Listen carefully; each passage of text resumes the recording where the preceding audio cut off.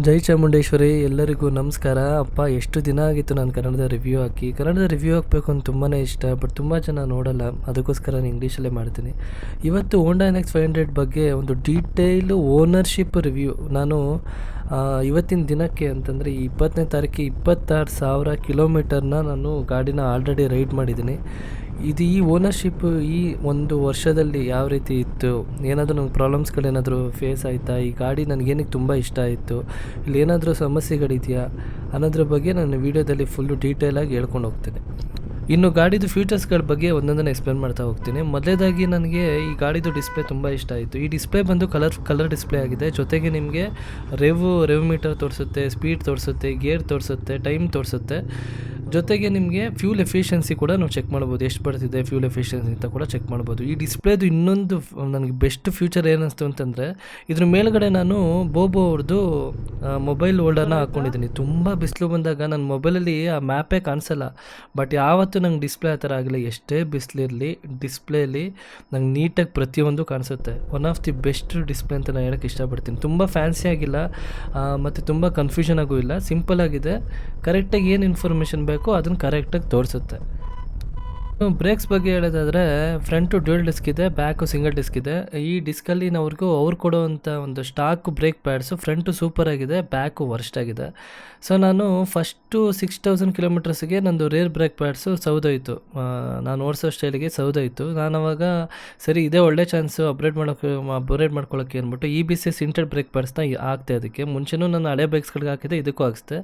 Feedback ತುಂಬ improve ಆಯಿತು. ಯಾಕೆ ನಾನು ಓಡಿಸೋ ಸ್ಪೀಡಿಗೆ, ನಾನು ಓಡಿಸೋ ಸ್ಟೈಲಿಗೆ ಅದು ಆ ಶಾರ್ಪ್ ಬ್ರೇಕ್ಸು ನಂಗೆ ಬೇಕಿತ್ತು, ನಾನು ಹಾಕ್ಸ್ಕೊಂಡೆ. ಸೊ ಫ್ರಂಟಿಗೂ ನಾನು EBCನ ಅಪ್ಗ್ರೇಡ್ ಮಾಡಿಸ್ಕೊಂಡೆ. ಸೊ EBCದು ಅಡ್ವಾಂಟೇಜ್ ಏನು ಅಂತಂದರೆ, ಲಾಂಗ್ ಟರ್ಮ್ ಬೆನಿಫಿಟ್ಟು ಅಂತಂದರೆ, ನಿಮಗೆ ಅದು ಸರ್ವೀಸು ಅಂದರೆ ಚೈನ್ ಮಾಡಿಸ್ತಿರಲ್ಲ, ಪ್ರತಿ 12,000ದಿಂದ 15,000ಕ್ಕೆ ಒಂದ್ಸರಿ ಚೈನ್ ಮಾಡಿಸ್ಬೇಕು. ಮಿನಿಮಮ್ ನಾನು ಹೇಳ್ತಾ ಇರೋದು 12,000 ಬರುತ್ತೆ, ಮ್ಯಾಕ್ಸಿಮಮ್ 15,000ವರೆಗೂ ಬರುತ್ತೆ. ನೀವು ಯಾವ ರೀತಿ ಆಸ್ಟೆಲ್ಲ ಬ್ರೇಕ್ ಹೊಡಿತೀರ ಅನ್ನೋದ್ರ ಮೇಲೆ ನಿಂತಿರುತ್ತೆ. ನಾನು ಯೂಶಲಿ ಒಂದು 500 ಕಿಲೋಮೀಟ್ರ್ ಮುಂಚೆನೇ ಅದನ್ನು ಚೈನ್ ಮಾಡಿಬಿಡ್ತೀನಿ. ಏನಕ್ಕೆ ಅಂತಂದರೆ, ಅದು ಸಿಂಟೆಡ್ ಅಲ್ವಾ, ನೀವೇನಾದರೂ ಟೈಮು ಚೈನ್ ಮಾಡಲಿಲ್ಲ ಅಂದರೆ ಡಿಸ್ಕನ್ನ ಅದು ತುಂಬಾ ರಬ್ ಮಾಡಿಬಿಡುತ್ತೆ. ಸೊ ಅದಕ್ಕೆ ನಾನು 500 ಕಿಲೋಮೀಟ್ರ್ ಮುಂಚೆನೇ ಅದನ್ನು ಚೈನ್ ಮಾಡಿಸ್ತೀನಿ. ಮಿನಿಮಮ್ 12,000 ಅಂತ ಬರುತ್ತೆ. ಬ್ರೇಕ್ಸು ಶಾರ್ಪ್ ಆಗಿರುತ್ತೆ ಮತ್ತು ನೀವು ಕಾನ್ಫಿಡೆಂಟಾಗಿರ್ತೀರ ಗಾಡಿ ಓಡಿಸ್ಬೇಕಾದ್ರೆ. ಏನಕ್ಕೆ ಅಂತಂದರೆ, ಇವತ್ತು ಗಾಡಿ ಓಡಿಸ್ಬೇಕಾದ್ರೆ ನೀವೇನು ಪ್ರಿಡಿಕ್ಟೇ ಮಾಡೋಕ್ಕಾಗಲ್ಲ. ಸಡನ್ನಾಗಿ ಯಾರೋ ರೈಟಿಗೆ ಬರ್ತಾನೆ, ಸಡನ್ನಾಗಿ ಯಾರೋ ಲೆಫ್ಟಿಗೆ ಬರ್ತಾನೆ. ಸೊ ನಿಮಗೆ ಯಾವಾಗ ಏನಾಗುತ್ತೆ ಅಂತ ಗೊತ್ತಾಗಲ್ಲ. ಸೊ ಅದಕ್ಕೋಸ್ಕರ ಯಾವತ್ತೂ ಅಷ್ಟೇ, ನೀವು ಗಾಡಿ ಓಡಿಸ್ಬೇಕಾದ್ರೆ ನೀವು ಎಂಥ ರೈಡರ್ ಆಗಿದ್ರೂ ಫಸ್ಟು ಟೈರ್ ಚೆನ್ನಾಗಿರಬೇಕು, ಆಮೇಲೆ ಬ್ರೇಕ್ ಚೆನ್ನಾಗಿರಬೇಕು. ಇದಕ್ಕೆ ನಾನು ಯಾವಾಗಲೂ ಪ್ರಿಯಾರಿಟಿ ಕೊಡ್ತೀನಿ. ಸೊ ನನಗೆ EBC ಬ್ರೇಕ್ ಪ್ಯಾಡ್ಸು ತುಂಬ ಇಷ್ಟ ಆಯಿತು. ಆಮೇಲೆ ABS ಮತ್ತು ಟ್ರ್ಯಾಕ್ಷನ್ ಬಗ್ಗೆ ಹೇಳೋದಾದರೆ, ABS ನಿಮಗೆ ಫ್ರಂಟ್ ಟು ಬ್ಯಾಕ್ ಎರಡು ಕಡೆನೂ ಇದೆ. ಫ್ರಂಟು ಡ್ಯೂಯಲ್ ಡಿಸ್ಕ್ ಇದೆ, ಬ್ಯಾಕು ಸಿಂಗಲ್ ಡಿಸ್ಕ್ ಇದೆ. ಮತ್ತು ಇನ್ನೊಂದು ಆಸಮ್ ಫ್ಯೂಚರ್ ಏನು ಅಂತಂದರೆ, ಟ್ರ್ಯಾಕ್ಷನ್ ಕಂಟ್ರೋಲ್ನ ಆಫ್ ಮಾಡ್ಬೋದು. ಮತ್ತು ನಾನು ಗಾಡಿ ಓಡಿಸಿರೋದೆಲ್ಲ ಹೆಚ್ಚು ಕಮ್ಮಿ ಗಾರ್ಡ್ ಸೆಕ್ಷನ್ನು, ಫಾರೆಸ್ಟ್ ಏರಿಯಾ, ಮರಳು ಬಿದ್ದಿರುತ್ತೆ, ಇಲ್ಲಾಂತಂದರೆ ರೋಡೇ ಸರಿಗಿರಲ್ಲ, ಸಡನ್ನಾಗಿ ನೀರೆಲ್ಲೋ ಒಂದು ಕಡೆ ನಿಂತಿರುತ್ತೆ. ನಾನು ತುಂಬ ಗಾರ್ಡ್ ಸೆಕ್ಷನ್ಸಲ್ಲೇ ಗಾಡಿ ತುಂಬ ಓಡಿಸಿರೋದು. ಸೊ ಟ್ರ್ಯಾಕ್ಷನ್ ಕಂಟ್ರೋಲ್ ನನಗೆ ತುಂಬಾ ಸೇವ್ ಮಾಡಿದೆ. ಒಂದು ಇನ್ಸಿಡೆಂಟ್ ಅಂತೂ ನಾನು ಮರೆಯೋಕ್ಕೆ ಆಗಲ್ಲ.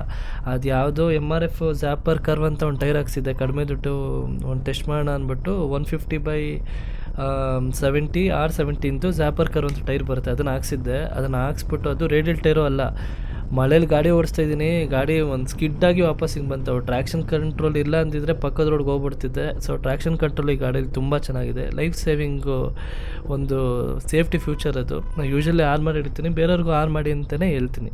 ಇನ್ನು ಇಂಜಿನ್ ಬಗ್ಗೆ ಮಾತಾಡೋದಾದರೆ, ಇದು 471cc ಇರೋವಂಥ ಇಂಜಿನ್ನು. ಅದಕ್ಕೆ ಇದನ್ನು 500cc ಕ್ಯಾಟಗರಿಗೆ ಕೂಡಿಸ್ಬಿಟ್ಟು NX 500 ಅಂತ ಕರೀತಾರೆ.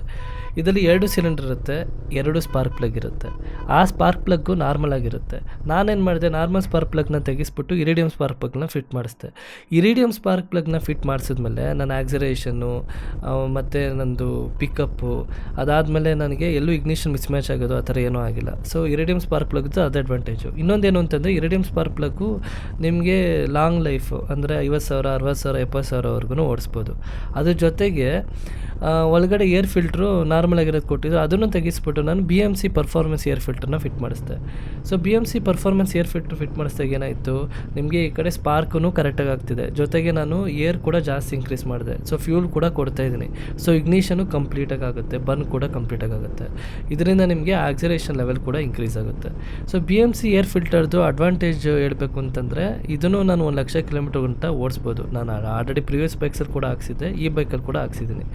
ಸೊ ಇದರಲ್ಲಿ ಏನಾಗುತ್ತೆ ಅಂದರೆ ಪ್ರತಿ 10,000 ಕಿಲೋಮೀಟ್ರಿಗೆ ಒಂದ್ಸರಿ ಒಂದು ಡಿಟರ್ಜೆಂಟ್ ಇರುತ್ತೆ, ಅದರಲ್ಲಿ ಅದನ್ನು ಹಾಕ್ಬಿಟ್ಟು ವಾಶ್ ಮಾಡಿಬಿಟ್ಟು ಅದಾದಮೇಲೆ ಒಂದು ಆಯಿಲ್ ಕೊಡ್ತಾರೆ. ಆಯಿಲ್ನ ನೀವು ಮೇಲ್ಗಡೆ ಹಾಕ್ಬಿಟ್ಟು ಪ್ರತಿ 10,000 ಕಿಲೋಮೀಟ್ರಿಗೆ ಒಂದ್ಸರಿ ಆ ಥರ ಸರ್ವಿಸ್ ಮಾಡಿಸ್ಕೊಂಡು 1,00,000 ಕಿಲೋಮೀಟರ್ ಗಂಟ ಓಡಿಸ್ಬೋದು. ಇದರ ಜೊತೆಗೆ ನಾನು ಔಟ್ಪುಟ್ ಇರುತ್ತೆ. ಔಟ್ಪುಟ್ ಅಂತಂದ್ರೇನು, ಒಂದು ಇಂಜಿನ್ ಒಳಗಡೆ ನೀವು ಏರು ಫ್ಯೂಲನ್ನು ಬರ್ನ್ ಮಾಡಿದ್ಮೇಲೆ ಅದರ ಔಟ್ಪುಟ್ ಬಂದು ಗ್ಯಾಸಸ್ಸು. ಆ ಗ್ಯಾಸಸ್ಸು ಫ್ರೀಯಾಗಿ ಫ್ಲೋ ಆಗಬೇಕು ಅಂತ ಅಂದ್ಬಿಟ್ಟು ನಾನು ಏನಕ್ಕೆ ಅಂದರೆ ಒಳಗಡೆ ಏರ್ ಇನ್ಕ್ರೀಸ್ ಮಾಡಿದ್ದೀನಿ, ಫುಲ್ಲು ಫ್ಯೂಲೆಲ್ಲ ಬೇಗ ಬರ್ನ್ ಆಗುತ್ತೆ, ಕಂಪ್ಲೀಟಾಗಿ ಬರ್ನ್ ಆಗುತ್ತೆ.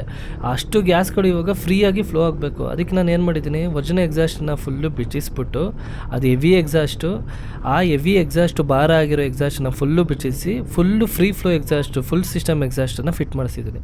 ಇದು ಡೆವಿಲ್ ಪರ್ಫಾರ್ಮೆನ್ಸ್ ಅವ್ರದ್ದು. ಅದನ್ನು ಫುಲ್ಲು ಅನಾಲಿಸಿಸ್ ಮಾಡಿ ನಾವು ಡಯಾಗ್ರಾಮ್ಸಲ್ಲೆಲ್ಲ ಚೆಕ್ ಮಾಡಿ ಅದು ಯಾವ ರೀತಿ ಫ್ಲೋ ಆಗುತ್ತೆ ಅಂತೆಲ್ಲ ನೋಡಿ ಅದಾದಮೇಲೆ ನಾವು ಅದನ್ನು ಡಿಸೈನ್ ಮಾಡಿ, ಜೊತೆಗೆ ಬೇಸಿ ಸೌಂಡ್ ಬರಬೇಕು, ತುಂಬ ಪೀಕ್ ಸೌಂಡ್ ಬರಬಾರ್ದು ಅಂತಂದರೆ ಆರ್ಶ್ ಆಗಿ ಇರಬಾರ್ದು, ಜೊತೆಗೆ ಬೇಸ್ ಆಗಿರಬೇಕು ಅಂತೇಳಿ ಕಸ್ಟಮೈಸ್ ಆಗಿ ಮಾಡಿಕೊಂಡು ಫುಲ್ ಸಿಸ್ಟಮ್ ಎಕ್ಸಾಸ್ಟನ್ನ ಫಿಟ್ ಮಾಡ್ತೀವಿ. ಸೊ ಇದರಿಂದ ಅಡ್ವಾಂಟೇಜ್ ಏನಾಯಿತು, ಕಂಪ್ನಿಯವನು ನನಗೆ ಕೊಟ್ಟಿರೋ ಪವರ್ ಬಂದು 47 bhp ಪವರು, ಟಾರ್ಕ್ ಬಂದು 43 Nm ಟಾರ್ಕು. ಸೊ ಇಷ್ಟೆಲ್ಲ ಪರ್ಫಾರ್ಮೆನ್ಸು ಪಾರ್ಟ್ಸ್ಗಳು ನಾನು ಚೇಂಜ್ ಮಾಡಿಸಿರೋದ್ರಿಂದ ಈಗ ನನ್ನ ಪವರ್ ಬಂದು 50+ bhp ಪವರು ನನಗೆ ಸಿಕ್ಕಿದೆ. ಆಕ್ಸರೇಷನ್ ಇನ್ಕ್ರೀಸ್ ಆಗಿದೆ, ಪಿಕಪ್ ಇನ್ಕ್ರೀಸ್ ಆಗಿದೆ, ಜೊತೆಗೆ ಸೌಂಡು ಕೂಡ ಗಾಡಿದು ಬೇಸಿ ಸೌಂಡ್ ಇದೆ. ಸೊ ಇಷ್ಟೆಲ್ಲ ಅಡ್ವಾಂಟೇಜು ನನಗೆ ಇಂಜಿನ್ನು ಮಾಡಿಫಿಕೇಷನ್ಸಿಂದ ಬಂತು. ಬಟ್ ನಾನು ಎಲ್ಲೂ ECU ಮಾಡಿಫಿಕೇಷನ್ ಮಾಡಿಲ್ಲ. ಅದ್ರ ಜೊತೆಗೆ ನಾನು ಎಲ್ಲೂ ನಿಮಗೆ ಫ್ಯೂಲ್ ಎಕ್ಸು ಕೂಡ ಎಲ್ಲೂ ಹಾಕ್ಸಿಲ್ಲ.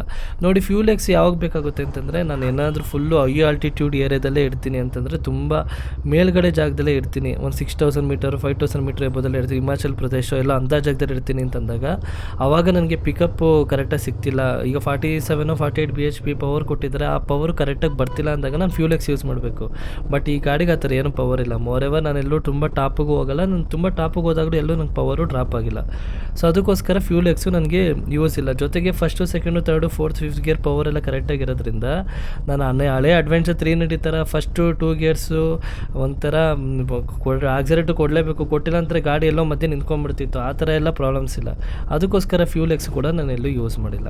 ಇನ್ನು crash card, tap rack, saddle stay ಬಗ್ಗೆ ಮಾತಾಡೋದಾದರೆ, ಅದಕ್ಕಿಂತ ಮುಂಚೆ ನಾನು ಯೂಟ್ಯೂಬ್ ಚಾನಲ್ ಓಪನ್ ಮಾಡಬೇಕು ಅನ್ನೋ ಉದ್ದೇಶನೇ ನನಗೆ ಇರಲಿಲ್ಲ.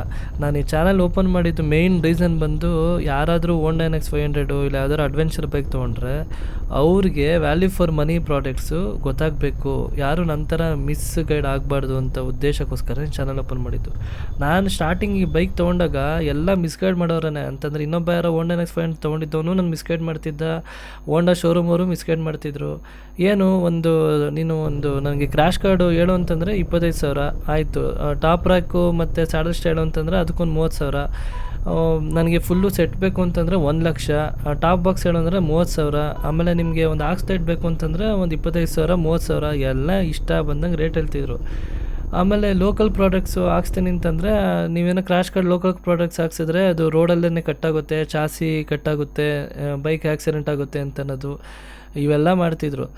ಆಮೇಲೆ ನೀವೇನಾದರೂ ಆಕ್ಸೈಡ್ ಹಾಕ್ಸಿದ್ರೆ ವೈರಿಂಗ್ ಎಲ್ಲ ಕಟ್ ಮಾಡ್ತಾರೆ, ನಿಮಗೆ ವ್ಯಾಲಿಡಿಟಿ ಹೋಗುತ್ತೆ, ಹಂಗೆ ಅಂತ ಏನೇನೋ ಹೇಳ್ತಿದ್ರು. ಸೊ ಈ ಥರ ಅವ್ರ ಪ್ರಕಾರ ಲೋಕಲ್ ಪ್ರಾಡಕ್ಟ್ಸ್ ಅಂತಂದ್ರೇನು ಇಂಡಿಯನ್ ಮೇಡ್ ಅಂತ. ನೀವು ಫಾರಿನ್ ಪ್ರಾಡಕ್ಟ್ಸ್ ಎಲ್ಲ ಹಾಕ್ಸಿದ್ರೆ ಅವೆಲ್ಲ ಸ್ಟ್ಯಾಂಡರ್ಡು, ನಾವು ಇಂಡಿಯನ್ ಪ್ರಾಡಕ್ಟ್ಸ್ ಎಲ್ಲ ಹಾಕ್ಸಿದ್ರೆ ಲೋಕಲ್ಲು ಅಂತ. ಫಸ್ಟು 6,000 ಕಿಲೋಮೀಟ್ರು ನಾನು ಯಾವುದೇ ಆಕ್ಸೆಸರೀಸ್ ಕೂಡ ಈ ಬೈಕಿಗೆ ಹಾಕ್ಸಿಲ್ಲ, ಹಂಗೆ ಓಡಾಡಿಸ್ತಿದ್ದೆ, ಲಾಂಗ್ ಟ್ರಿಪ್ಪೇ ತೊಗೊಂಡೋಗ್ತಿದ್ದೆ. ಪ್ರಾಬ್ಲಮ್ಸ್ಗಳು ಫೇಸ್ ಮಾಡಿದ್ದೀನಿ. ನೈಟೆಲ್ಲ ಆದರೆ ನನಗೆ ಸ್ಟಾಕ್ ಹೆಡ್ಲೈಟು ರೋಡಲ್ಲಿ ಏನು ಕಾಣಿಸ್ತಾನೆ ಇರಲಿಲ್ಲ. ಯಾರಾದರೂ ಒಬ್ಬ ಚೆನ್ನಾಗಿರೋ ಕಾರ್ ಓಡಿಸ್ತಿದ್ರೆ ಅವರಿಂದೇ ಹೋಗ್ತಿದ್ದೆ ನಾನು. ಅವರು ಬೆಳಕಲ್ಲೇ ನನ್ನ ಗಾಡಿ ಓಡಿಸ್ಕೊಂಡು ಅವರಿಂದನೇ ಹೋಗ್ತಿದ್ದೆ. ಸೊ 6,000 ಕಿಲೋಮೀಟ್ರ್ ಆದಮೇಲೆ ನಾನು ಕಾರ್ಬನ್ ರೇಸಿಂಗ್ ಅವರು ಡೆವಲಪ್ ಮಾಡಿದರು, ಅದು ನೋಡಿಬಿಟ್ಟು ಅದು ಸ್ಲೈಡರೆಲ್ಲ ಬರುತ್ತೆ, ಓಕೆ ಚೆನ್ನಾಗಿದೆ ಗೇಜು ಅಂದ್ಬಿಟ್ಟು ನಾನು ಅದನ್ನು ಫಿಟ್ ಮಾಡಿಸ್ದೆ. ಈಗ ಆಲ್ರೆಡಿ 26,000 ಓಡಿಸಿದ್ದೀನಿ, ಇವತ್ತು ಗಂಟನೂ ಒಂದು ಪ್ರಾಬ್ಲಮ್ಮು ಬಂದಿಲ್ಲ. ಆಮೇಲೆ ಟಾಪ್ ರ್ಯಾಕು ಸ್ಯಾಡಲ್ ಸ್ಟೇ ಬಂದು ನಾನು ಮೋಟೋ ಟಾರ್ಕೋರ್ ಹಾಕ್ಸ್ಕೊಂಡೆ. ಅದಲ್ಲೂ ಅಷ್ಟೇ, ನೀವು ಟಾಪ್ ಬಾಕ್ಸ್ ಫಿಟ್ ಮಾಡಬೇಕಾದ್ರೆ ಚೆನ್ನಾಗಿರೋ ಗೇಜ್ ಹಾಕ್ಸ್ಬೇಕು. ನೀವು ಲೋಕಲ್ ಬ್ರ್ಯಾಂಡ್ ಹಾಕ್ಸಿದ್ರೆ ಹಂಗೆ ಹೋಗ್ತಿರ್ಬೇಕಾದ್ರೆ ಎಲ್ಲಾದರೂ ಎಗ್ರು ಬಿಡುತ್ತೆ, ಹಂಗೆ ಏನೇನೋ ಹೇಳ್ತಿದ್ರು. 15 kg 18 kg 10 kg 12 kg ಐಟಮ್ಸ್ಗಳು ಹಾಕ್ಕೊಂಡು 200-300 ಕಿಲೋಮೀಟ್ರ್ ಓಡಿಸಿದ್ದೀನಿ, ಇವತ್ತಿಗೂ ಏನೂ ಪ್ರಾಬ್ಲಮ್ ಬಂದಿಲ್ಲ. ಸೊ ಎಲ್ಲ ಟೆಸ್ಟೆಡ್ಡು, ಯಾವುದು ನಾನು ಟ್ರಸ್ಟ್ ಮಾಡಿದ್ದೀನಿ, ಅದ್ರಲ್ಲಿ ಏನಾದರೂ ಪ್ರಾಬ್ಲಮ್ಸ್ ಇದ್ದರೆ ಪ್ರತಿಯೊಂದೂ ವೀಡಿಯೋದಲ್ಲಿ ಅಪ್ಲೋಡ್ ಮಾಡಿ ಹೇಳಿದ್ದೀನಿ. ಇವತ್ತು ಗಂಟನೂ ನನಗೆ ಯಾವ ಪ್ರಾಬ್ಲಮ್ಸು ಬಂದಿಲ್ಲ. ಬಟ್ ಇವಾಗ NX 500 ಓನರ್ಸಿಗೆ ತುಂಬಾ ಆಪ್ಷನ್ಸ್ ಇದೆ ಮಾರ್ಕೆಟಲ್ಲಿ, ನೋಡಿಬಿಟ್ಟು ಚೆನ್ನಾಗಿರೋದು ಫಿಟ್ ಮಾಡಿಸ್ಕೊಳ್ಳಿ. ಇನ್ನು ಮೈಲೇಜ್ ವಿಚಾರ ಮಾತಾಡೋದಾದರೆ ಈ ಟ್ಯಾಂಕು ಬಂದು 17.5 ಲೀಟರ್ಸ್ ಅಷ್ಟು ಟ್ಯಾಂಕ್ ಇದೆ. 1 ಲೀಟರ್ಗೆ ನನಗೆ ಯೂಶಲಿ ನಾನು ಓಡಿಸೋವಂಥ ಸ್ಟೈಲು, ನಾನು ಓಡಿಸೋವಂಥ ವಿಧಾನ ನನಗೆ ಬರೋದು ಒಂದು 24 ಕಿಲೋಮೀಟ್ರು ಬರುತ್ತೆ ಅಷ್ಟೇ. ಬಟ್ ಕೆಲವು ಸರಿ ನಾನು ಕಾಮಾಗಿ ಜೆಂಟ್ಲಾಗಿ ಓಡಿಸಿದಾಗ ನನಗೆ 28ರಿಂದ 30ವರೆಗೂ ಬರುತ್ತೆ. ಬಟ್ ಅದು ನಿಮ್ಮ ರೈಡಿಂಗ್ ಸ್ಟೈಲ್ ಮೇಲೆ, ನೀವು ಆರಾಮಾಗಿ ಓಡಿಸ್ತೀರಾ, ಒಂದು 80ಇಂದ 100 ಗಂಟೆ ಓಡಿಸ್ತೀನಿ ನಾನು, ಒಂಥರ ಜೆಂಟ್ಲು ಆರಾಮಾಗಿ ಆಕ್ಸರೇಷನ್ ಕೊಡ್ತೀನಿ, ಕಾಮಾಗಿರ್ತೀನಿ ಅಂತ ನೀವು ಓಡಿಸಿದ್ರೆ ನಿಮಗೆ ಮೈಲೇಜ್ 30ವರೆಗೂ ಬರುತ್ತೆ. ಬಟ್ ಇಲ್ಲ ನಾನು ಒಂದು ಸ್ವಲ್ಪ ರಫಾಗಿ ಓಡಿಸ್ತೀನಿ, ನಾನು ತುಂಬ ಯಾವಾಗಲೂ ಆಕ್ಸರೇಷನ್ನು ಜಾಸ್ತಿ ಹಿಡ್ಕೋತೀನಿ, ನಾನು ತುಂಬಾ ಓವರ್ಟೇಕ್ಸ್ ಮಾಡ್ತಾ ಇರ್ತೀನಿ ಅಂತಂದಾಗ ನಿಮ್ಮ ಮೈಲೇಜ್ ಒಂದು 24ವರೆಗೂ ಬರುತ್ತೆ. ಬಟ್ ನಿಮಗೆ 17 ಲೀಟರ್ಸು ಪ್ಲಸ್ ಇರೋದ್ರಿಂದ ಟ್ಯಾಂಕು ರೇಂಜ್ ಕೂಡ ಚೆನ್ನಾಗಿ ಬರುತ್ತೆ. ನೀವು ಯಾವಾಗಲೂ ಫಿಲ್ ಮಾಡಿಸ್ಬೇಕು ಆ ಥರ ಈ ಥರ ಏನೂ ಪ್ರಾಬ್ಲಮ್ಸ್ ಬರೋಲ್ಲ. ಈ ಗಾಡಿ ನಿಜವಾಗ್ಲೂ ಮೈಲೇಜಿಗೆ ಒಂದು ಒಳ್ಳೆ ಗಾಡಿ. ನನಗೆ ಟ್ವಿನ್ ಸಿಲಿಂಡರು ಇವನು ಕೊಟ್ಟಿರೋ ಪವರ್ಗೆ. ಬಟ್ ಫ್ಯೂಲ್ ಇಂಜೆಕ್ಟ್ರು ಕೆಲಸ ತುಂಬ ಚೆನ್ನಾಗಿ ಮಾಡುತ್ತೆ. ಈ ಎಲ್ಲ ನಿಮಗೆ ಮೈಲೇಜ್ ಹೆಂಗೆ ಚೆನ್ನಾಗಿ ಬರುತ್ತೆ ಅಂದರೆ it depends upon fuel injector only. ನಿಮಗೆ ಫ್ಯೂಲ್ ಇಂಜೆಕ್ಟ್ರು ಯಾವ ರೀತಿ ಫ್ಯೂಲ್ನ ಸ್ಪ್ರೇ ಮಾಡ್ತಿದೆ, ಯಾವ ಮೋಟ್ರ್ ಸ್ಪ್ರೇ ಮಾಡ್ತಿದೆ, ಅವನು ಟಾರ್ಕ್ ಕರ್ವ್ ಯಾವ ಥರ ಕೊಟ್ಟಿದ್ದಾನೆ, ಅದಕ್ಕೇ ಈ ಮೈಲೇಜ್ ಬರೋಕ್ಕೆ ಇನ್ನೊಂದು ಒಳ್ಳೆಯ ರೀಸನ್ ಏನು ಅಂತಂದರೆ ಫಸ್ಟು ಮತ್ತು ಸೆಕೆಂಡ್ ಗೇರು ತುಂಬ ಶಾರ್ಟ್ ಈ ಬೈಕಲ್ಲಿ. ಅಂದರೆ ಫಸ್ಟು ಸೆಕೆಂಡು ತುಂಬ ಬೇಗ ಮುಗ್ದೋಗುತ್ತೆ. 3, 4, 5, 6 ಗೇರ್ ಬಂದು ಲಾಂಗ್ ಗೇರ್ಸು, ಅದು ಒಂದು ರೀಸನ್ನು ನಿಮಗೆ ಮೈಲೇಜ್ ಬರೋದಕ್ಕೆ. ಆಮೇಲೆ ಇನ್ನೊಂದು ಪ್ರಾಬ್ಲಮ್ ಇದೆ, ಫಸ್ಟು 2 ಗೇರ್ಸು ಶಾರ್ಟ್ ಆಗಿರೋದ್ರಿಂದ ನೀವು ಫಸ್ಟಿಂದ ಸೆಕೆಂಡ್ ಗೇರ್ ಶಿಫ್ಟ್ ಮಾಡಬೇಕಾದ್ರೆ ಟಕ್ ಅಂತ ಸೌಂಡ್ ಬರುತ್ತೆ. ಅದು ಕಾಮನ್ನು, ಈ ಬೈಕಲ್ಲಿ ಕಾಮನ್ ಅದು. ಬಟ್ ಅದಕ್ಕೆ ಸೊಲ್ಯೂಷನು ಇದೆ. ನೀವು ಗೇರ್ ಟೀತ್ ಇರುತ್ತಲ್ಲ, ನೀವು ಅದನ್ನು ಚೈನ್ ಮಾಡಿಸ್ಕೊಂಡಾಗ ನಿಮಗೆ ಗೇರ್ಗಳು ಲಾಂಗ್ ಆಗುತ್ತೆ. ಗೇರ್ ಲಾಂಗ್ ಆದರೆ ನಿಮಗೆ ಟಾಪ್ ಸ್ಪೀಡು ಡೌನ್ ಆಗುತ್ತೆ. ಬಟ್ ಗೇರು ಅಂದರೆ ಫಸ್ಟಿಂದ ಸೆಕೆಂಡಿಂದ ಥರ್ಡು ಅದೆಲ್ಲ ಲಾಂಗ್ ಆಗುತ್ತೆ. ಬಟ್ ಅವಾಗ ನಿಮ್ಗೆ ಆ ಥರ ಸೌಂಡ್ ಬರೋಲ್ಲ. ಬಟ್ ಅದೆಲ್ಲ ಮಾಡ್ಸೋಕೆ ಹೋಗ್ಬೇಡಿ. ಬಟ್ ಏನು ಅಂತಂದರೆ ನಿಮಗೆ ಇದ್ರದ್ದು ಮೈಲೇಜ್ ಏನಕ್ಕೆ ಚೆನ್ನಾಗಿ ಬರುತ್ತೆ ಅಂದರೆ ಅದೇ ಒಂದು ಮೇನ್ ರೀಸನ್ ಬಂದು ಗೇರ್ ರೇಷಿಯೋಸು ಕೂಡ ಕರೆಕ್ಟಾಗಿದೆ, ಜೊತೆಗೆ ನಿಮಗೆ ಫ್ಯೂಲ್ ಇಂಜೆಕ್ಟ್ರು ಕೂಡ ಚೆನ್ನಾಗಿ ಕೆಲಸ ಮಾಡುತ್ತೆ. ಅದರಿಂದ ನಿಮಗೆ ಒಳ್ಳೆ ಮೈಲೇಜ್ ಬರುತ್ತೆ. ಇನ್ನು ಸ್ಟೆಬಿಲಿಟಿ ಬಗ್ಗೆ ಮಾತಾಡೋದಾದರೆ ಈ ಗಾಡಿ ಸ್ಟೆಬಿಲಿಟಿ ತುಂಬ ಚೆನ್ನಾಗಿದೆ. ನನಗೆ ಇವನು ಮಾಡಿದ ನನ್ನ ಡಿಸೈನು ಏರೋಡೈನಮಿಕ್ ಆಗಿ ಡಿಸೈನ್ ಏನು ಮಾಡಿದ್ದಾನೆ ತುಂಬ ಚೆನ್ನಾಗಿ ಮಾಡಿದ್ದಾನೆ. ಎಲ್ಲೂ ನನಗೆ ಗಾಡಿ ಒಂಥರ ಎಲ್ಲೋ ಆ ಕಡೆ ಹೋಗ್ತಿದೆ, ಆಫ್ ಸೆಟ್ ಆಗ್ತಿದೆ, ಈ ಕಡೆ ಹೋಗ್ತಿದೆ ಅಂತ ಎಲ್ಲೂ ಅನಿಸಿಲ್ಲ. ಆಮೇಲೆ ಈ ಗಾಡಿದು ಒಂದು ಗ್ರಾವಿಟಿ ಅಂತಂದರೆ ಒಂದು ಬಾಡಿ ಮಾಸ್ ಎಷ್ಟು ಚೆನ್ನಾಗಿ ಡಿಸೈನ್ ಮಾಡಿದ್ದಾನೆ ಅಂತಂದರೆ ಎಲ್ಲೂ ನನಗೆ ಅಪ್ಪರ್ ವೆಯ್ಟ್ ಅಂತ ಅನಿಸೇ ಇಲ್ಲ. ಗಾಡಿ ವೆಯ್ಟ್ ಇದೆ 196 kg ಇದೆ. ಪ್ಲಸ್ ಈ ಅಕ್ಸೆಸರೀಸ್ ಎಲ್ಲ ಹಾಕ್ಸಿದ್ರೆ ಇದೊಂದು 10-15 kg ಆಗುತ್ತೆ. ಬಟ್ ಗಾಡಿ ಎಡಿಬೇಕಾದ್ರೆ ತಳ್ಳಬೇಕಾದ್ರೆ ಯಪ್ಪ ಜಾಸ್ತಿ ವೆಯ್ಟ್ ಇದೆ ಅಂತ ಅನಿಸುತ್ತೆ. ಬಟ್ ಈ ಗಾಡಿನ ಕುತ್ಕೊಬೇಕಾರೆ ಹಿಂಗೆ ಸೈಡಿಗೆ ಬೆಂಡ್ ಮಾಡ್ಬೇಕಾರೆ, ಆ ಸೈಡ್ ಬೆಂಡ್ ಮಾಡ್ಬೇಕಾರೆ ಆ ಮಾಸ್ ಸೆಂಟ್ರಲೈಸೇಷನ್ ತುಂಬ ಚೆನ್ನಾಗಿದೆ. ಹಿಮಾಲಯ 450ಗೂ ವರ್ಸಸ್ 650ಗೂ ಇದಕ್ಕೂ ತುಂಬ ಅಜಗಜಾಂತರ ವ್ಯತ್ಯಾಸ ಇದೆ. ಈ ಗಾಡಿ ಕರ್ವ್ಸಲ್ಲಿ ನೀವು ಒಂಥರ ಬೆಂಡ್ ಮಾಡಿಸ್ಬೇಕಾದ್ರೆ, ಸಡನ್ ನುಗ್ಸ್ಬೇಕಾದ್ರೆ ನಿಮ್ಗೆ ಆ ಡಿಫ್ರೆನ್ಸ್ ತುಂಬ ಫೀಲ್ ಆಗುತ್ತೆ. ಹಂಗನ್ಬಿಟ್ಟು ಡೂಕ್ 390 ಥರ ಎಲ್ಲ ಮಾಡಿಸ್ತೀನಿ ಅಂತಂದರೆ ಓಡಿಸ್ಬೋದು. ಬಟ್ ಆ ಮಟ್ಟಿಗೆ ಓಡಿಸೋಕ್ಕಾಗಲ್ಲ. ಈ ಗಾಡಿನ ಒಂದು ಸ್ವಲ್ಪ ಗತ್ತಲ್ಲೇ ಓಡಿಸ್ಬೇಕು. ಬಟ್ ಏನು ಅಂತಂದರೆ ವರ್ಸಸ್ 650 ಹಿಮಾಲಯ 450ಗೆಲ್ಲ ಕಂಪೇರ್ ಮಾಡಿದ್ರೆ ಇದು ಅದಕ್ಕಿಂತನೂ ಒಂದು 60% ಜಾಸ್ತಿ ಚೆನ್ನಾಗಿದೆ. ಆ ಕರ್ವ್ಸಲ್ಲಿ ಓಡಿಸೋಕ್ಕೆ ಮಾಡ್ಸೋಕ್ಕೆ ಅದಕ್ಕೆಲ್ಲ ಸೂಪರಾಗಿದೆ. ಇನ್ನು ಗಾಡಿ ಮೇಂಟೆನೆನ್ಸು ವಿಚಾರಕ್ಕೆ ಬಂದರೆ ನಾನು 26,000 ಕಿಲೋಮೀಟ್ರಲ್ಲಿ ಒಟ್ಟು 3 ಸರ್ವಿಸ್ ಮಾಡಿಸಿದ್ದೀನಿ. 1000ಕ್ಕೆ ಒಂದು ಸರಿ ಮಾಡಿಸ್ದೆ, 11,000ಕ್ಕೆ ಒಂದು ಸರಿ ಮಾಡಿಸ್ದೆ, ಮತ್ತು ಅದಾದಮೇಲೆ 21,000ಕ್ಕೆ ಒಂದು ಸರಿ ಮಾಡಿಸ್ದೆ, 10,000ಕ್ಕೆ ಒಂದು ಸರಿ ಮಾಡಿಸ್ತಿದ್ದೀನಿ ಅಂತ ಅಂದ್ಕೊಳ್ಳಿ. ಪ್ರತಿ ಸರಿ ಬಿಲ್ಲು 6,500 ರೂಪಾಯಿ ಬರುತ್ತೆ. ಏನು ಆಯಿಲ್ ಫಿಲ್ಟ್ರು ಮತ್ತು ಆಯಿಲ್ ಚೇಂಜು, ಲೇಬರ್ ಚಾರ್ಜ್ ಎಲ್ಲ ಸೇರಿಸಿ ಅಷ್ಟು ಹಾಕ್ತಾರೆ. ಮುಂಚೆ ಎಲ್ಲ ಹೋಂಡಾ ಬೈಕ್ಸ್ ಅಂತಂದರೆ ನಿಮಗೆ ಸರ್ವಿಸ್ ಚಾರ್ಜು 600cc 650cc ಬೈಕನ್ನು ಬಿಟ್ಟರು ಕೂಡ ಒಂದು 3,000-2,500 ರೂಪಾಯಿಗೆ ಬರ್ತಿತ್ತು. ಬಟ್ ಈಗ ಯಾವ ಬೈಕಿಗೂ ಆ ಥರ ಬರೋಲ್ಲ. ಇವಾಗ ಬೈಕಲ್ಲಿ ಲೇಬರ್ ಚಾರ್ಜ್ನೇ ಜಾಸ್ತಿ ಮಾಡ್ಕೊಂಬಿಟ್ಟವ್ರೆ. ಇವಾಗ ಯಾವ ಬ್ರ್ಯಾಂಡ್ ತೊಗೊಳ್ಳಿ, ನೀವು ಯಾವುದೇ ಒಂದು ಬೈಕ್ ತೊಗೊಂಡ್ರು ಮೇಂಟೆನೆನ್ಸ್ ಕಾಸ್ಟ್ ಇವಾಗ ಮುಂಚಿನ ಥರ ಇಲ್ಲ, ಎಲ್ಲ ರೇಟು ಜಾಸ್ತಿ ಆಗಿದೆ. ಈ ಬೈಕು ಜಾಸ್ತಿ ಆಗಿದೆ. ಬಟ್ ಕವಾಸಕಿಗೆಲ್ಲ ಕಂಪೇರ್ ಮಾಡಿದ್ರೆ ಇದು 6,500 ರೂಪಾಯಿ ಆಗುತ್ತೆ. ನಿಮ್ಮ ಹತ್ರ ಕವಾಸಕಿ ಇದ್ದರೆ 12,000 ರೂಪಾಯಿ ಗಂಟ ರೇಟ್ ಆಗ್ತಿತ್ತು. ಅದಾದಮೇಲೆ ಚೈನು ನೋಡಿ, ನಾನು ಇನ್ನೂ ಚೈನು 26,000 ಆದರೂ ಚೈನ್ ಮಾಡಿಸಿಲ್ಲ. ಚೈನು ಮತ್ತು ಸ್ಪ್ರಾಕೆಟ್ಸ್ ಅದೇ ಯೂಸ್ ಮಾಡ್ತಿದ್ದೀನಿ. ನನಗೆ ಕ್ಲಚ್ ಪ್ಲೇಟು ಏನೂ ಪ್ರಾಬ್ಲಮ್ ಬಂದಿಲ್ಲ. ಸಿಂಪಲಾಗಿ ಹೇಳಬೇಕು ಅಂದರೆ ಏನು ಅಂತಂದರೆ ಈ ಗಾಡಿನ ಓಡಿಸೋನು ಕರೆಕ್ಟಾಗಿರಬೇಕು. ಅವನು ಕರೆಕ್ಟಾಗಿ ಓಡಿಸ್ತಾನೆ, ಆಕ್ಸಿಲೇಟು ಕರೆಕ್ಟಾಗಿ ಯೂಸ್ ಮಾಡೋದು ಗೊತ್ತಿದ್ರೆ, ಕ್ಲಚ್ಚನ್ನು ಕರೆಕ್ಟಾಗಿ ಯೂಸ್ ಮಾಡೋದು ಗೊತ್ತಿದ್ರೆ, ಗೇರನ್ನು ಕರೆಕ್ಟಾಗಿ ಯೂಸ್ ಮಾಡೋದು ಗೊತ್ತಿದ್ರೆ ಇದು ಲಾಂಗ್ ಟರ್ಮಿಗೆ ಒಳ್ಳೆ ಗಾಡಿ ಇದು. ನೀವು ಎಷ್ಟೊಂದು ಫಾರಿನ್ ರಿವ್ಯೂಸು ಅದನ್ನೆಲ್ಲ ಚೆಕ್ ಮಾಡಿ, ನೀವು ಚೆಕ್ ಮಾಡಿದ್ರೆ ಗೊತ್ತಾಗುತ್ತೆ. ಎಲ್ಲ 2 ಲಕ್ಷ ಕಿಲೋಮೀಟ್ರ್ ಪ್ರಾಬ್ಲಮ್ ಇಲ್ಲದೆ ಓಡಿಸಿದ್ದಾರೆ. ಹೋಂಡಾ ಅವರು ಇದಕ್ಕೆಲ್ಲ 1 ಲಕ್ಷ ಕಿಲೋಮೀಟ್ರ್ ಗಂಟ ಅವರೇ ಗ್ಯಾರಂಟಿ ಕೊಡ್ತಾರೆ. ಸೊ ಒಳ್ಳೆ ಗಾಡಿ. ಬಟ್ ಏನು ಅಂತಂದರೆ ನೀವು ಕರೆಕ್ಟಾಗಿ ಓಡಿಸೋದನ್ನು ನೀವು ಕರೆಕ್ಟಾಗಿ ಕಲ್ತ್ಕೊಂಡಿದ್ರೆ ನಿಮಗೆ ಇದು ಒಂದು ಒಳ್ಳೆ ಗಾಡಿ. ಲಾಂಗ್ ಟೈಮ್ ಮೇಂಟೆನೆನ್ಸ್ ಆರಾಮಾಗಿ ಮಾಡ್ಬೋದು. ಈಗ ಚೈನು ನಾನು 25-26 ಸಾವಿರ ಕಿಲೋಮೀಟ್ರ್ ಆದ್ರೂ ಹಂಗೆ ಹುಷಾರಾಗಿ ಇಟ್ಕೊಂಡಿದ್ದೀನಿ ಅಂತಂದರೆ ಸೊ ನಾನು ಅದನ್ನು ಕರೆಕ್ಟಾಗಿ ಕೇರ್ ಮಾಡ್ತೀನಿ. ನಾನು ಅದು ಸ್ಪ್ರೇ ಎಲ್ಲ ಮಾಡಿ ಜೊತೆಗೆ ಗೇರ್ ಆಯಿಲು ಅದನ್ನೆಲ್ಲನೂ ಹಚ್ತೀನಿ. ಅದು ಹಚ್ಚಿ ಯೂಸ್ ಮಾಡೋದ್ರಿಂದನೇ ನನಗೆ ಇವಾಗ ಇಷ್ಟು ಚೆನ್ನಾಗಿ ಲೈಫ್ ಬರ್ತಿರೋ. ಕ್ಲಚ್ಚನ್ನು ಕರೆಕ್ಟಾಗಿ ಯೂಸ್ ಮಾಡ್ತೀನಿ. ನಾನು ಎಷ್ಟೇ ರಫ್ ಆ್ಯಂಡ್ ಟಫಾಗಿ ಓಡಿಸಿದ್ರು ನಾನು ಎಲ್ಲೂ ಕ್ಲಚ್ಚನ್ನು ಆಫ್ ಕ್ಲಚ್ ಯೂಸ್ ಮಾಡೋದು, ಇಲ್ಲಾಂತಂದರೆ ನಾನು ಗೇರನ್ನು ಇಷ್ಟ ಬಂದಂಗೆ ಚೇಂಜ್ ಮಾಡೋದು, ರಫಾಗಿ ಚೇಂಜ್ ಮಾಡೋದೆಲ್ಲ ಮಾಡಲ್ಲ, ಸ್ಮೂತಾಗೇ ಮಾಡ್ತೀನಿ. ಸೊ ಅದು ಬೇಸಿಕ್ಸು ನಿಮ್ಗೆ ಗೊತ್ತಿದ್ದರೆ ಈ ಗಾಡಿ ನಿಮಗೆ ಲಾಂಗ್ ಟರ್ಮ್ಗೆ ಒಳ್ಳೆ ಗಾಡಿ. ಆಮೇಲೆ ಎಷ್ಟೊಂದು ಜನ ಬಂದು ಇನ್ಸ್ಟಾಗ್ರಾಮಲ್ಲೆಲ್ಲ ಪಿಂಗ್ ಮಾಡ್ತಿರ್ತೀರ, ನನ್ನ ಗಾಡಿ ಸಜೆಷನ್ ಮಾಡಿ. ನಾನು ಗಾಡಿ ಸಜೆಷನ್ ನೀವು ಕೇಳ್ತಿರ್ತೀರ, ಈ ಗಾಡಿನ ಅಡ್ವೆಂಚರ್ 390 ಕಂಪೇರು ಮಾಡಿ ತೊಗೊಬೋದಾ ಅಂತ. ಖಂಡಿತ ನೀವು ಕಂಪೇರ್ ಮಾಡೋಕ್ಕಾಗೋದೇ ಇಲ್ಲ. ಇದು ಟ್ವಿನ್ ಸಿಲಿಂಡರು. ನೋಡಿ, ಯಾವತ್ತೂ ಅಷ್ಟೇ ಸಿಂಗಲ್ ಸಿಲಿಂಡ್ರು ಬಂದು ಅದನ್ನು ಈ KTM ಅಡ್ವೆಂಚರು ಅದಂತೂ ಹೈ ಕಂಪ್ರೆಷನ್ ರೇಷಿಯೋ. ನಿಮಗೆ ಸ್ಟಾರ್ಟಿಂಗಿಂದ ಎಂಡ್ ಗಂಟನೂ ನಿಮ್ಗೆ ವೈಬ್ರೇಷನ್ ಇರುತ್ತೆ. ಅದು ನಿಮಗೆ ಯಾವಾಗ ಫೀಲ್ ಆಗುತ್ತೆ ಗೊತ್ತಾ? ನಾನು ಒಬ್ಬನೇ ಓಡಿಸ್ತೀನಿ ಅಂತ ಅಂದಾಗ ನಿಮ್ಗೆ ಗೊತ್ತಾಗಲ್ಲ. ಹಿಂದೆ ಯಾರೋ ಒಬ್ಬರು ಕುತ್ಕೋತಾರಲ್ಲ, ಅವ್ರು ಕುತ್ಕೊಂಡಾಗ ಅದು ಗೊತ್ತಾಗುತ್ತೆ. ಕಾಲೆಲ್ಲ ಯಾವಾಗಲೂ ಜುಮ್ ಅಂತಿರುತ್ತೆ. ಆ ಲಾಂಗ್ ಟರ್ಮ್ಗೆ ನಿಮಗೆ ಬೆನ್ನೆಲ್ಲ ವೈಬ್ರೇಷನ್ ಆಗಿ ಬೆನ್ನ ನೋವು ಬರ್ತಿರುತ್ತೆ, ಅವಾಗ ಗೊತ್ತಾಗುತ್ತೆ. ನಾನು ಅಡ್ವೆಂಚರ್ 390ಇಂದನೇ ಈ ಬೈಕ್ ತೊಗೊಂಡಿರೋದು. ನನಗೆ ಯಾರಾದರೂ ಬಂದುಬಿಟ್ಟು KTM ತೊಗೊಳ್ಳ ಅಂತಂದರೆ ನಾನು ಇಷ್ಟ ಇಲ್ಲದಿರೋದನ್ನ ಹೆಂಗೆ ಸಜೆಸ್ಟ್ ಮಾಡೋದು? ನಾನು ಫಸ್ಟ್ ಹೇಳಿದೆ ಅದು ತೊಗೊಬೇಡಿ ಅಡ್ವೆಂಚರ್ 390 ಅಂತಲೇ ಹೇಳೋದು. ಏನಕ್ಕೆ ಅಂತಂದರೆ, ಇವಾಗ ನಾನು ಈ 26,000 ಕಿಲೋಮೀಟ್ರಲ್ಲಿ ನಾನು ಒಂದು 20,000 ಕಿಲೋಮೀಟ್ರು ನನ್ನ ಹಿಂದೆ ಯಾವಾಗಲೂ ಯಾರಾದರೂ ಒಬ್ಬರು ಕೂತಿರ್ತಾರೆ.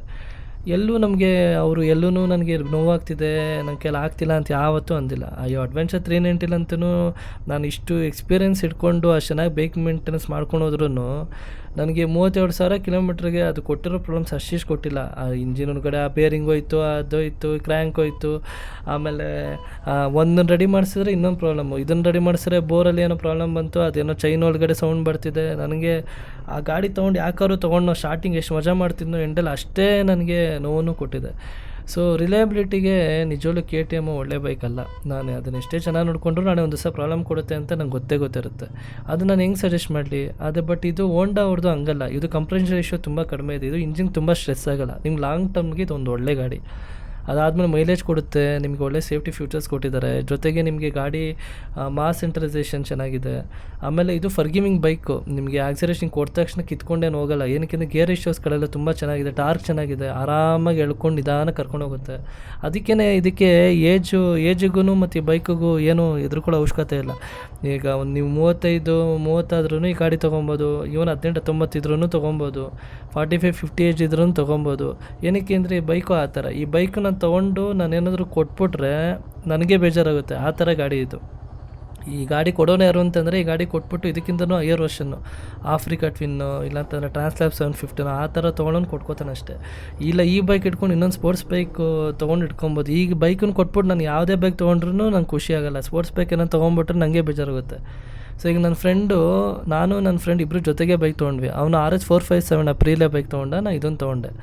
ಅವನು ಇವತ್ತಿಗೂ 6,000 ಓಡಿಸಿದ್ದಾನೆ, ನಾನು 26,000 ಓಡಿಸಿದ್ದೀನಿ.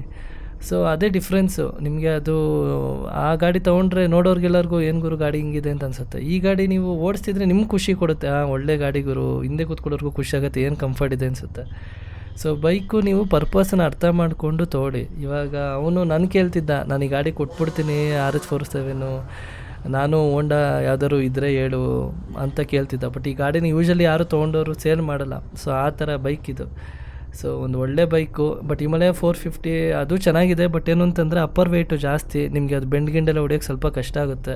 ಮತ್ತು ಇನ್ನೊಂದು ಹೇಳ್ತೀನಿ, ಈ ಬೈಕು ಬಂದು ನಿಮಗೆ 15-20 ವರ್ಷದಿಂದನೂ ಇದೆ. ಇದು ಒಂದು ಇಂಜಿನ್ ಇರ್ಬೋದು, ಇದರಲ್ಲಿ ಏನೋ ಒಂದು ಪರ್ಫೆಕ್ಟು ಬೈಕನ್ನು ಮಾಡಿ ಬಿಟ್ಬಿಟ್ಟಾನೆ.